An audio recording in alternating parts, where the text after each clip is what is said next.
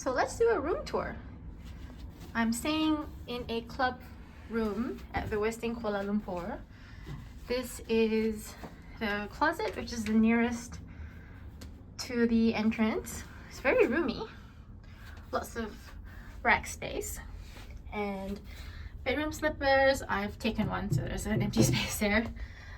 Safe, which I didn't use. Drawers for laundry, bags, and list.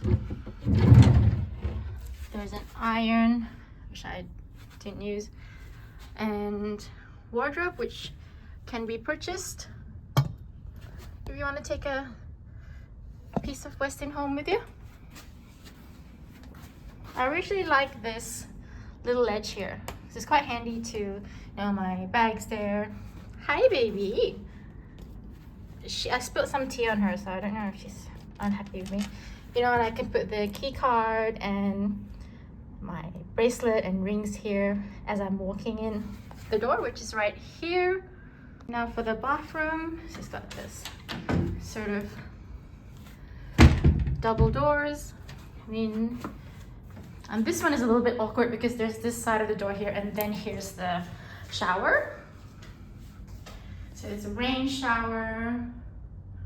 It looks like marble looking tiles and little shelves. And this here is, you need to pull this out to activate the rain shower, otherwise it'll come out of that little bin shower thing there. And then here are the shampoo, conditioner, and body wash. So they're not giving the little individual bottles, so I'm guessing this is more environmentally friendly than the little bottles, and it's not bad, quite good. And the one thing with this shower is that this section here slopes towards the door, so it can take a while for the water to evaporate, like it puddles over here because it's not flowing into the drain. Bathtub, which I haven't used yet, not sure if I will. And here is the sink and the amenities that they provide. There was a body lotion here, but I've moved it. Sink, and here is the drawer for the hair dryer and the hair dryer's bag. I've taken the hair dryer out into the other room. Towels, lots of towels. The towel on another dressing robe, and the toilet, which has a phone. So yes, quite thick glass, heavy doors, and they must have had some accidents because there are these signs here. Please push door gently. There's another one here. Please pull door gently. So it's quite a good shower. Just have to give it some time to get hot because I like hot showers. So quite good pressure. We come to the living space. It's quite large, lots of space. Very comfy bed. This nice little couch thing where I sometimes sit and watch TV.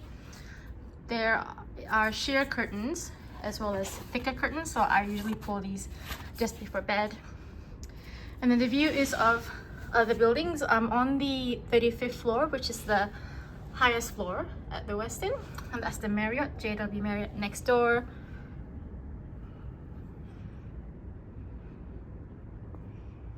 Look at the street below.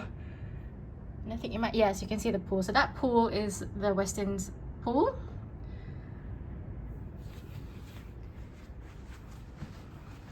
This is their room service menu.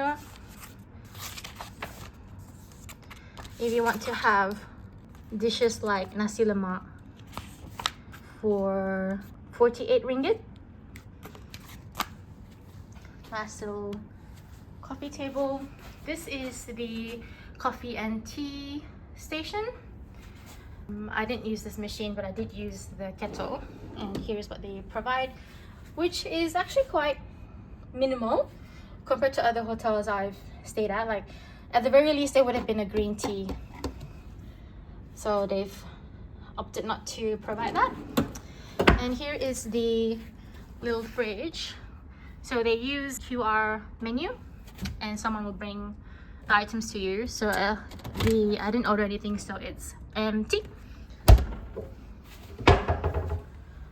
Alarm clock, phone. This is pretty cool. Sleep Well Lavender Balm. This is the first time I've seen a hotel provide this. So they tell you to rub some on your wrists and temples, and it's meant to help you sleep. Decor and large TV. That's my luggage. I use this Harrods bag as my carry-on with the teddy bears. I actually bought it from Kuala Lumpur International Airport many years ago, and it's still in pretty good condition. I was worried that it would be, you know, all peel given that it's plastic, but yeah, I picked it because it's got a zip. Bit of staining there, so, given its age, but yeah, cute bears. And this is the desk area, which at the moment has some things on it. So this is a hair dryer. Came with a room, remote control, list of channels. Mostly I've just had channel 20 AXN on. So this is stuff I brought from the mall, Pavilion Mall. Got some bubble tea, some pastries. I picked up a Discovery set of perfume, hand cream. They provide pen and some paper. And I got this yesterday from TWG, which was my favorite place to go to. I didn't dine in yesterday. I just dropped by to pick up some dessert type things. Okay, let's talk about the Westin and what did I think of my stay here. I chose the Westin Kuala Lumpur because my favorite mall, the Pavilion, is across the street, and on the map it looked like it will literally be just crossing the street to get there, but it's not quite like that. There's a traffic light 3 buildings down to cross there. Originally I had booked a few nights at the Pavilion Hotel, but I had a change in flights and they couldn't accommodate the new dates, even though it only been changed by moved forward by 1 day. So the Westin had availability, and so I booked a club room with lounge access, and that includes breakfast and evening drinks and maybe canapes, I'm not sure. The service is really good, very friendly, very fast. I arrived quite late on my first night, got here about 11 p.m. Room is very spacious and comfortable. Shower pressure is perfect, hotter than what I need. Aircon flow is good. TV channels, the one that I was watching, I noticed after a while that the episodes of the shows are on repeat, but that's okay because I kind of only have it on as background noise while I'm doing stuff. Club lounge is beautiful. That's on level 3 here at the Westin Kuala Lumpur. I rocked up on the morning of my first full day here, and I was expecting people at the lounge's reception desk, but there was no one there. So I walked in thinking they would have to check that I was a club lounge guest. And then I realized it's probably because they've coded the key cards to only allow club lounge guests onto the club lounge floor. So I had breakfast there, and the breakfast buffet is really amazing. I really enjoyed it, and I think it's actually a smaller version of the main breakfast buffet, which is in their restaurant downstairs. I had the option to have breakfast in the restaurant, but I figured there might be less people in the club lounge. And yeah, I really enjoyed it. It's really comfortable. Everything was included. I could have juice, water. I think there was Pepsi in the fridge. There was a cooking station. I had an omelette cooked for me on the first morning, and this morning I saw there was like ingredients to make maybe a noodle dish, and then there was nasi lemak, which I really enjoyed. In Malaysia, nasi lemak originated as a breakfast food. and the sambal was really good. And this morning I had some of the fried noodles and then a little bit more of the nasi lemak, but without the rendang. They had smoked salmon and maybe a chicken cold cut in the fridge. There was a bread station, there was donuts and pastries and fruit, and like a salad station with, like, you know, lettuce leaves and such. So yeah, that was really worth it, I thought. You can have coffee to order and really efficient service. I had a look around the hotel. I'm on the 35th floor, which is the top floor of the hotel. There are 5, I think, dedicated club floors. I went to take a look at the pool. That's a really nice area. I haven't yet gone to the restaurant or the coffee bar place.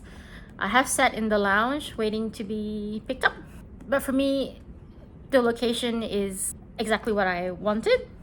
The only thing to note about the location is that this area of Kuala Lumpur is called Bukit Bintang, and it's a very, very busy area.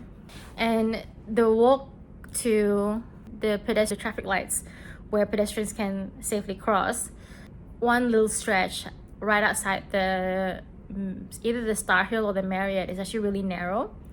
So a lot of people end up walking in the driveway of the hotel, and that intersection is very busy. So I always feel a bit nervous when I need to cross that intersection. So this is why I would have preferred the Pavilion Hotel, because then I am in the mall that I want to visit, and there's no need to cross, to worry about traffic, or about people, about weather. And the other good thing about the Pavilion is that there's a covered and mostly air-conditioned walkway to KLCC where the Petronas Twin Towers are.